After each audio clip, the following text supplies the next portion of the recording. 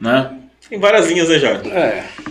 Uma linha que eu gosto, e vamos falar de fatos, tá? Não vamos falar de nada fora do comum. A linha que eu gosto nesse sentido é a linha que dizia que no passado, e é legal a gente falar disso, onde existiam divergências de entendimento do que era a maçonaria frente à igreja. E aí não vou entrar nessa discussão de querer falar com um professor de história tão competente que está aqui do meu lado, mas diziam que há muitos anos atrás existia essa cisão porque a igreja era um poder. Sim. Instituído no país, né, no Brasil, que é um país, né, católico de formação, então o padre, o bispo eram pessoas de referência da cidade, como são até hoje, mas eles tinham também um papel político além do religioso na cidade, né? Então eram convidados para tudo, eram chamados para fazer parte das decisões e tal, e existia assim naquela época uma discussão onde pensava-se que a maçonaria tinha algo contra a igreja, né?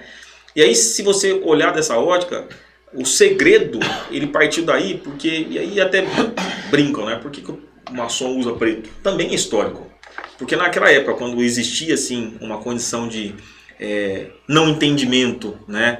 E esse não entendimento leva a várias condições de pensamento, e como eu disse, juízo de valor, que eu comentei, o maçom usava preto porque ele andava, e nós não tínhamos luz elétrica, né? Ele andava assim, nos cantos, para poder se reunir de forma discreta, né? Então, esse segredo da maçonaria vem daí, né? Se nós formos entrar aqui, a gente vai passar a noite falando aqui da participação da maçonaria na política brasileira, na independência, na abolição da escravatura, né? E que eram movimentos na época que muitas pessoas no país não eram a favor. Exato. Então nós tínhamos situações aí de pessoas aqui de Pouso Alegre, na história da maçonaria, que se funde com a história de Pouso Alegre, que nós tínhamos pessoas que, por exemplo, na época da abolição da escravatura, que eram contra, porque tinham uma mão de obra escrava trabalhando aqui em Pouso Alegre, né? Isso. Nas suas fazendas. E nós tínhamos maçons, inclusive, olhando para o lado que isso não é correto. Vamos isso deveria acabar. Imagina esse encontro, né, de pensamentos totalmente contrários. E aí você pensa, pessoas que precisavam daquela força de trabalho, por mais errada que ela estivesse, e você tinha maçons dizendo que era errado e vamos trabalhar para a abolição da escravatura. Exato. Então, quando você tem esse choque, né, e aqui esse número de pessoas que trabalhavam para isso, devido à condição do momento, devido, né, à ignorância daquela época, era muito menor, podemos dizer assim. Então a discrição ou o segredo, ele era necessário para fazer a coisa acontecer.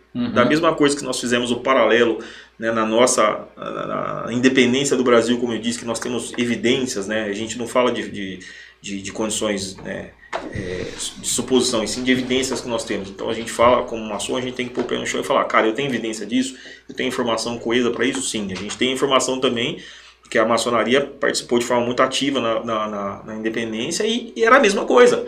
Eles se reuniam de forma discreta, né? E aí a ótica é secreta, pode ser, né? Se reunir de forma discreta, para fazer uma discussão política na época, né? Mas política não partidária, e sim para resolver um problema da sociedade, que naquele momento tinha que ter uma descrição.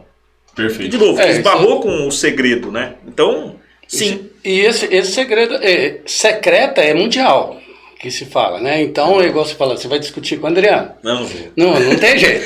Aí se você for pegar lá iluminismo, exato, Inquisição, aquelas coisas, então dali também a gente sabe que muitos entraram porque ali eles sabiam que eles podiam ficar secretos ali. Exato. E tentando, né? Então esse secreto também é mundial, não, né? Exato. Sim. Então foi isso. Hoje a gente diz, por causa dessa internet, que não ela é discreta. Não precisa, né? Não teve. A maçonaria, eu acho que tiveram momentos que a maçonaria precisou ser secreta, inconfidente, né? Entende? Quero dizer, ela precisou ser inconfidente para sobreviver. Para sobreviver, né? Você pega, por exemplo, um dos grupos perseguidos na Alemanha nazista eram os maçons. Sim. Que inclusive todo maçom ele tinha a roupa, né, de uniforme que ele ficava no campo de concentração, e tinha o símbolozinho dele na roupa, demarcando que ele era um maçom, né? Então quer dizer, a maçonaria que combateu o nazismo, por exemplo, na Segunda Guerra Mundial, você vê que muitos foram mortos. Sim. Então precisou naquele momento eles se fecharem, né? E usar os segredos para conseguir manter a sua própria existência. Tem uma galera aqui batendo um papo, o Lucas tá aí, a Ediene,